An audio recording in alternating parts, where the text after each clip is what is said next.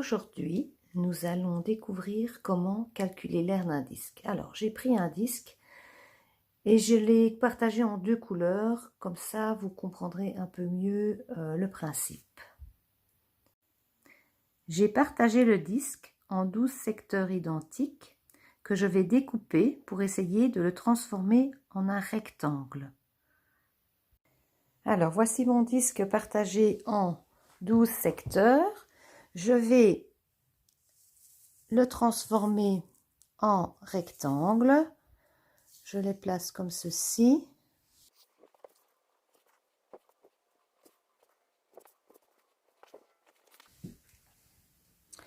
Alors, comme vous voyez, ce n'est pas tout à fait un rectangle, puisqu'il y a les bords arrondis. Donc, pour remédier à ce problème, qu'est-ce qu'il faudrait faire en fait? En fait, plus les secteurs seront petits, plus la forme ressemblera à un rectangle. Donc voilà, le premier rectangle, il est composé de 12 secteurs et le second, il est composé de secteurs beaucoup plus petits et vous voyez que ça ressemble de plus en plus à un rectangle. D'ailleurs, si vous regardez sur votre feuille, j'ai mis des dessins où les disques ont été partagés en tout petits secteurs et on voit que ça fait presque un rectangle. Alors, ce que je peux dire, c'est que l'aire du disque vaut l'aire du rectangle. Comment fait-on pour calculer l'aire d'un rectangle? On fait la longueur fois la largeur. Alors, si je regarde sur mon dessin, alors si je regarde mon rectangle, je dois faire, donc pour trouver l'aire, je fais la longueur fois la largeur. Alors, la longueur, je vois que ce sont les secteurs qui sont jaunes.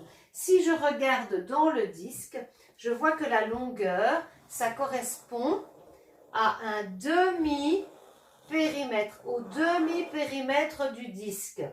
Tandis que la largeur, si je regarde bien une largeur, je vois que ça correspond au rayon. Donc, pour calculer l'aire du disque, je vais devoir faire le demi-périmètre fois un rayon. Alors, pour transformer la formule de l'aire du rectangle pour arriver à la formule de l'aire du disque, je vais partir donc de la longueur et de la largeur. Donc, la longueur, je vous ai dit que c'était la moitié du périmètre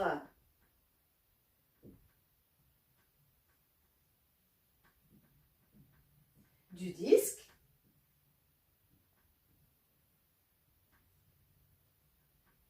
Alors que la largeur, ça vaut le rayon.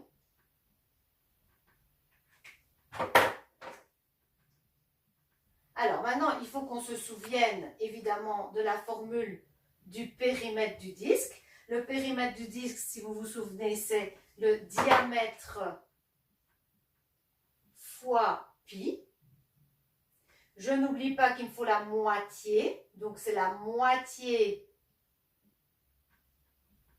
1/2 fois diamètre fois pi. Et je continue évidemment, j'ai besoin toujours de faire fois la largeur de départ qui s'est transformée en rayon. Alors, le diamètre, je sais que le diamètre c'est 2 fois le rayon. Donc, je vais retransformer cette formule-ci.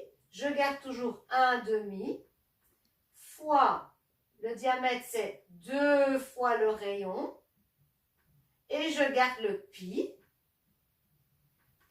Et puis, je garde le reste fois le rayon qui correspondait à la largeur du rectangle.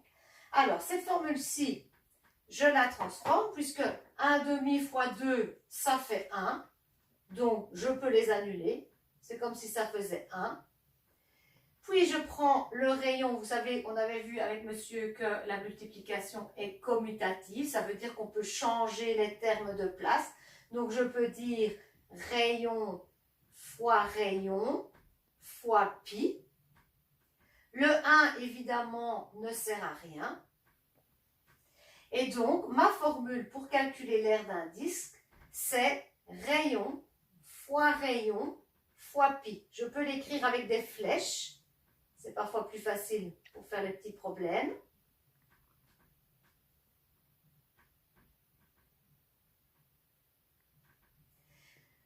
Rayon fois rayon, je peux l'écrire autrement. Je peux écrire rayon au carré. Et donc, ça ferait rayon au carré fois pi. Alors, que vous reteniez cette formule-ci ou celle-là, c'est pareil. Pour vous expliquer le rayon au carré, on a déjà vu ça. Si je fais 4 au carré, c'est comme si je faisais 4 fois 4. Si je fais 5 au carré, c'est comme si je faisais 5 fois 5. Et donc, rayon au carré, c'est comme si je faisais rayon fois rayon. Voilà.